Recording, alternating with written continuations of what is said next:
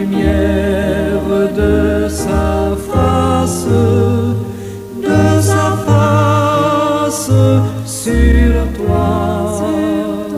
sur toi, use de grâce envers toi et te donne la paix, et te donne la paix.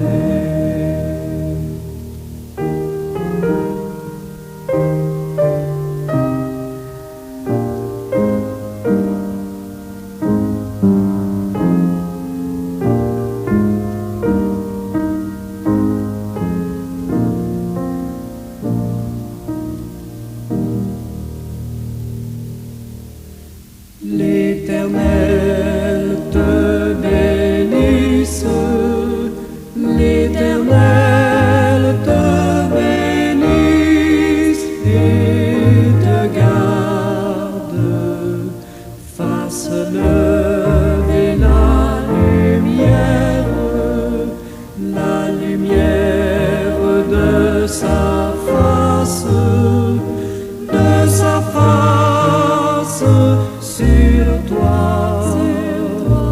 sur toi, use de grâce envers toi et te donne la paix, et te donne la paix.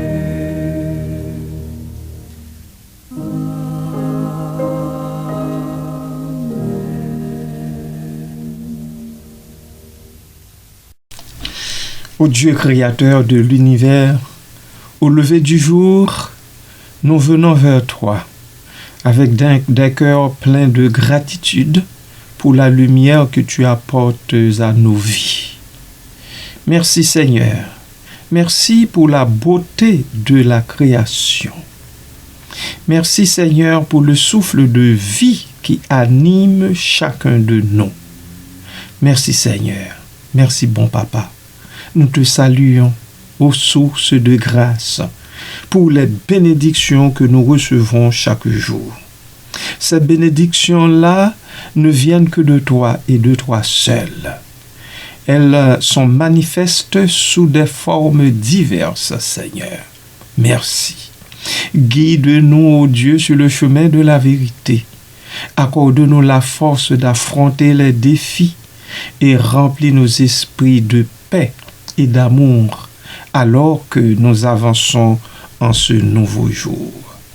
Que notre vie, ô Dieu, soit un reflet de ta bonté et que nous puissions, par nos actions, Seigneur Dieu Tout-Puissant, rendre hommage à ta magnificence et à ta magnificence seulement, aujourd'hui et jusque dans ton éternité bénie.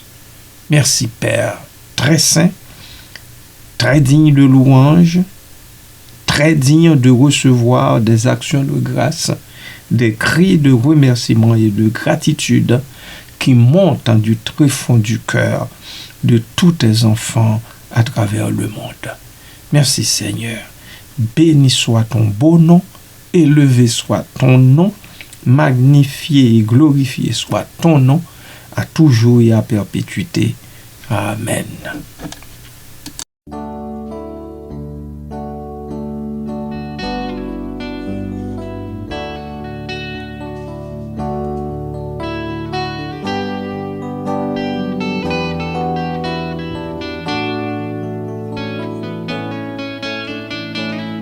Prosternons-nous devant le roi, fléchissons le genou devant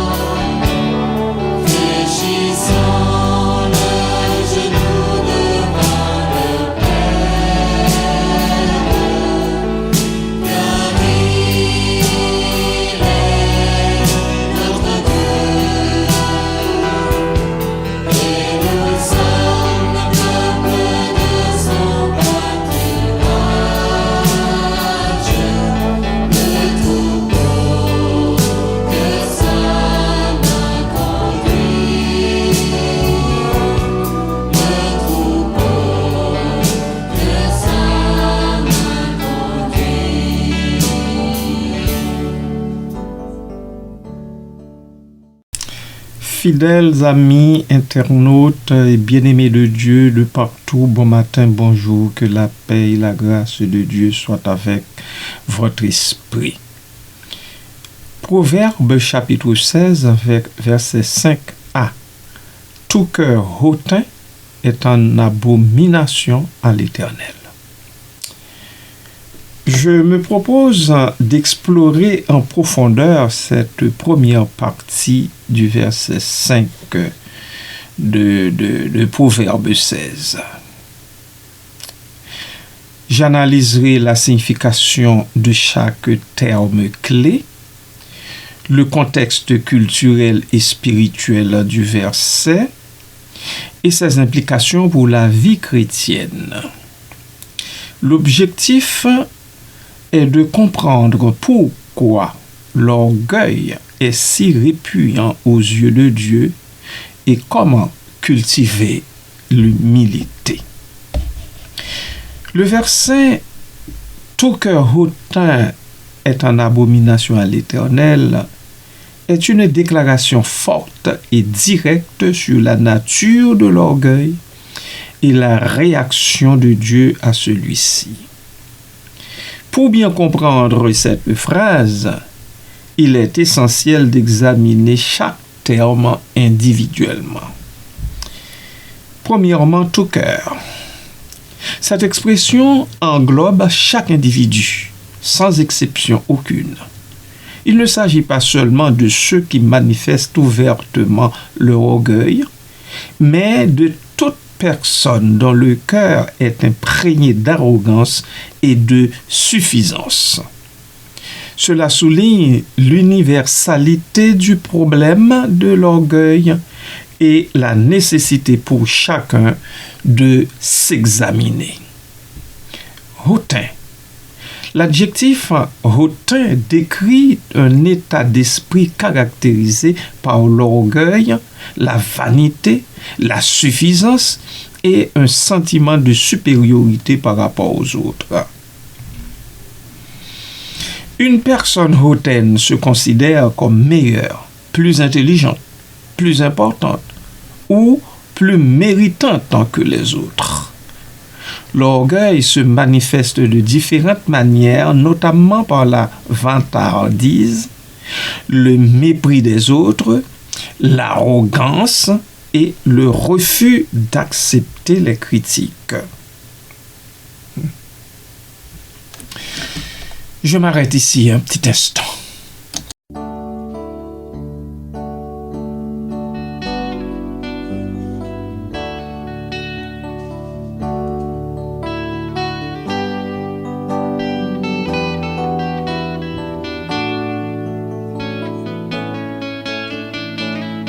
Prosternons-nous devant le roi, fléchissons le genou devant le Père.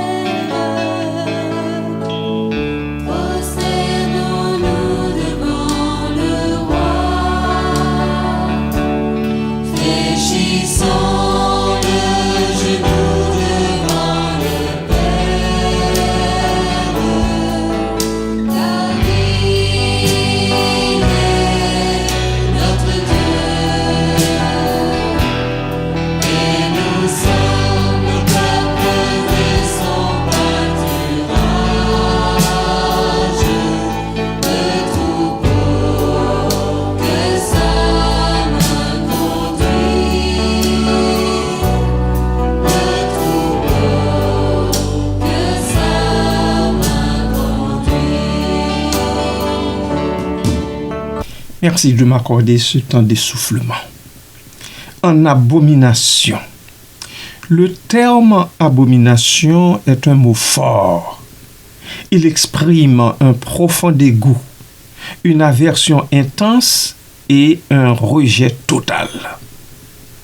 Dans la Bible, il est souvent utilisé pour décrire des pratiques ou des attitudes qui sont particulièrement offensantes pour Dieu, telles que l'idolâtrie, l'injustice et l'immoralité sexuelle. Le fait que l'orgueil soit qualifié d'abomination souligne la gravité de ce péché aux yeux de Dieu. À l'Éternel. L'Éternel est l'un des noms de Dieu dans l'Ancien Testament. Il est souvent utilisé pour souligner sa sainteté, sa puissance et sa souveraineté. Le fait que l'orgueil soit une abomination à l'Éternel signifie que c'est une offense directe à Dieu lui-même. Un orgueilleux est en train d'offenser Dieu particulièrement, le Dieu créateur, le Dieu son créateur. Cela montre que l'orgueil n'est pas seulement un défaut de caractère, mais une rébellion contre Dieu et son autorité suprême. Vous permettez encore que je reprenne mon souffle.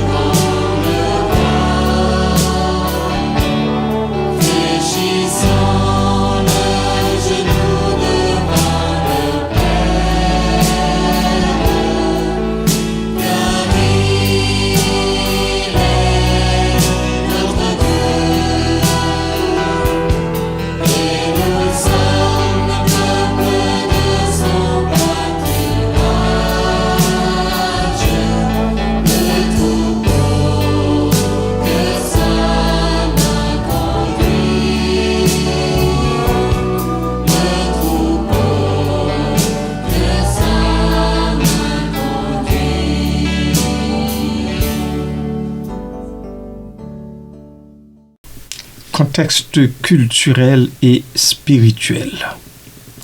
Pour comprendre pleinement la signification de cette phrase, il est important de la situer dans son contexte culturel et spirituel. Dans l'Ancien Testament, l'orgueil était souvent associé à la rébellion contre Dieu et à la désobéissance à ses commandements. Les rois et les nations qui s'élevaient dans leur propre orgueil étaient souvent punis par Dieu.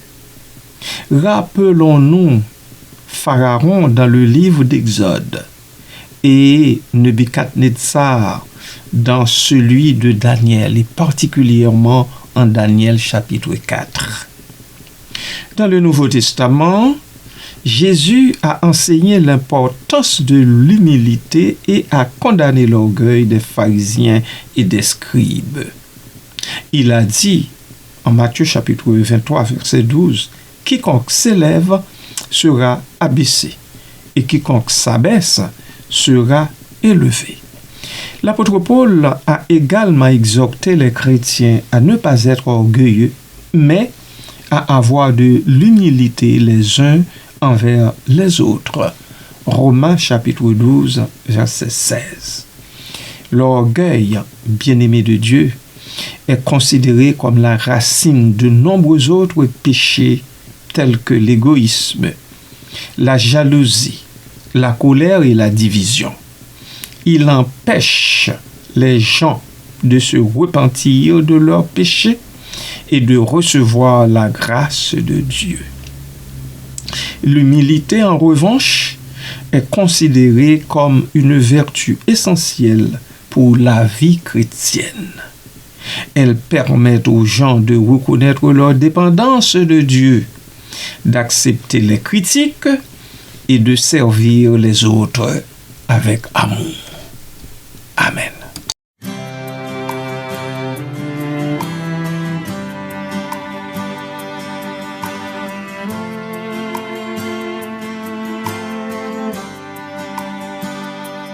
À genoux devant toi, Je ne peux rien t'apporter d'autre que moi. À genoux devant toi, les yeux clos mais le cœur ouvert à ta voix. Quand tout ce qui me reste, c'est la certitude que tu es mort pour moi. Alors mon cœur soudain s'élève quand ton amour vient me toucher. Et je regarde à la croix et je te vois à la croix. Ma vie retrouve un sens quand je me tiens à genoux devant toi.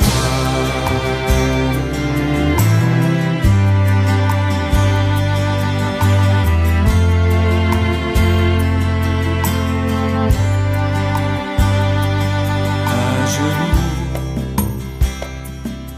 devant toi, je ne veux rien espérer d'autre que toi. À genoux devant toi, quand mon âme ne fait que gémir après toi. Quand tout ce qui me reste, c'est la certitude de ton amour pour moi. Alors mon cœur soudain s'élève quand ton amour vient me toucher. Et je regarde à la croix et je te vois à la croix. Ma vie retrouve un sens quand je me tiens à genoux. Alors mon cœur soudain s'élève quand ton amour vient me toucher. Et je regarde à la croix et je te vois à la croix. Ma vie retrouve un sens quand je me tiens à genoux devant toi.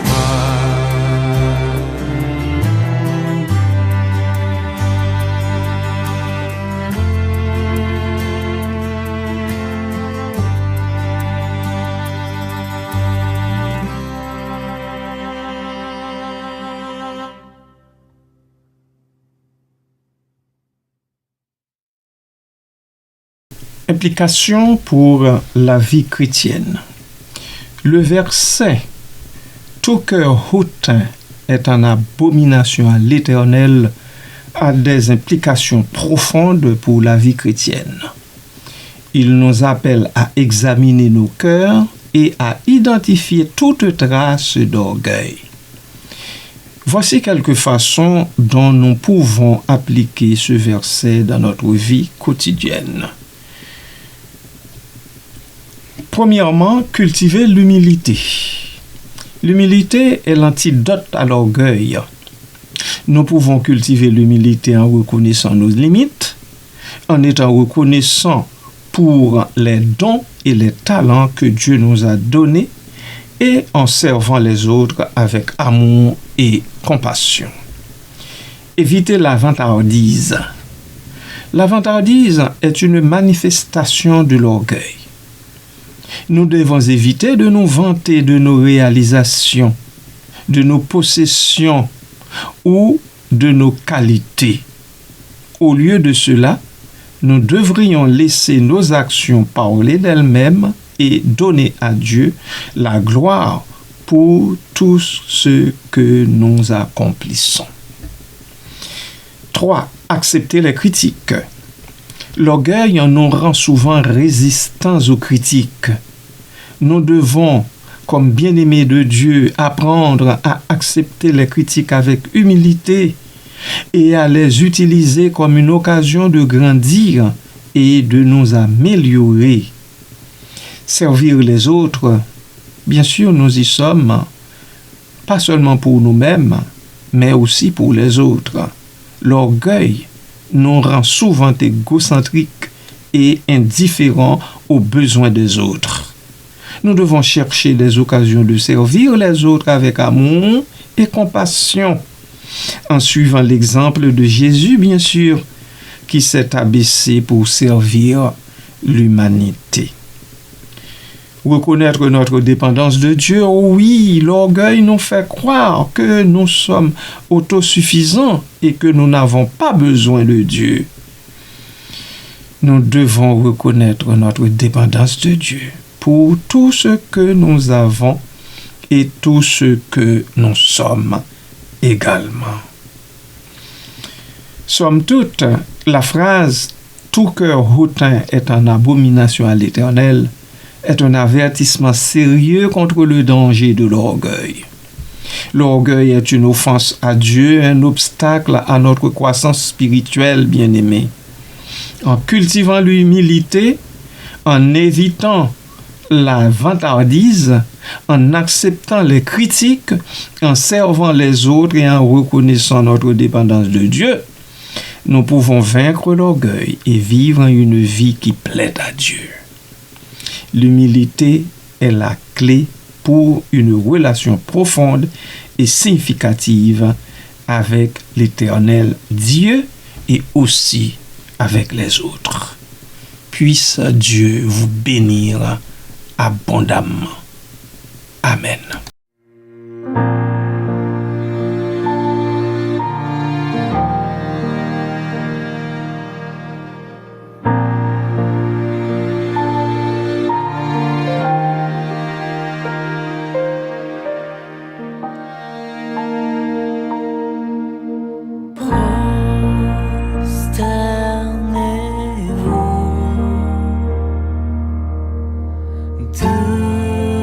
Devant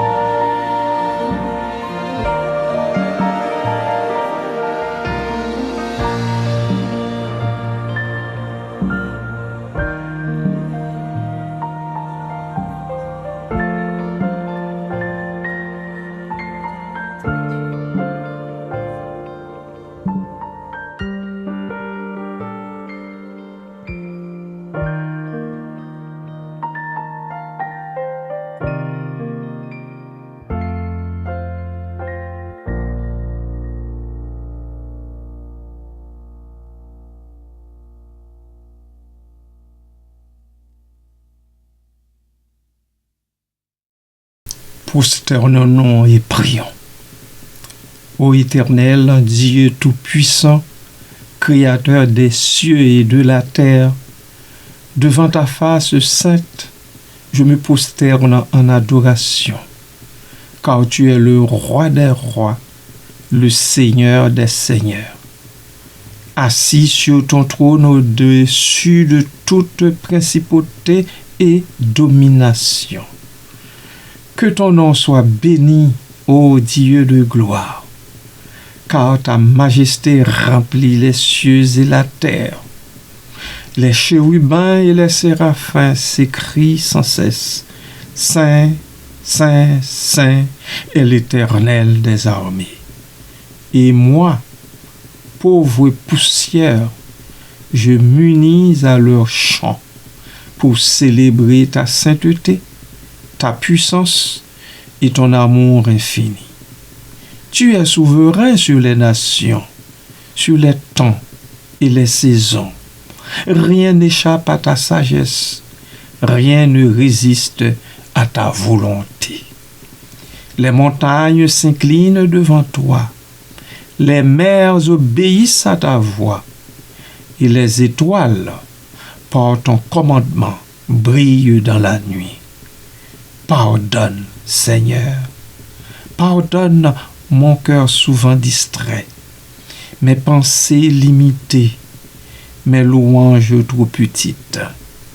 Ouvre mes yeux pour contempler ta grandeur, et que mon âme s'élève vers toi comme l'encens devant ton autel. Que ma vie soit un sacrifice d'adoration, un écho de ta gloire dans ce monde passager. Enseigne-moi, ô Dieu, à craindre ton nom, à marcher dans la crainte et l'amour de ta présence, car tu es digne, ô agneau immolé, de recevoir la puissance, la richesse, la sagesse, la force, l'honneur, la gloire et la louange, à jamais et à jamais. Je te rends grâce, mon Dieu et mon roi, pour ta souveraineté qui me rassure, ta majesté qui m'humilie et ta grâce qui me relève. Merci Seigneur. Merci bon Papa. Au nom de Jésus, mon Sauveur et mon Seigneur, je t'adresse cette prière. Amen.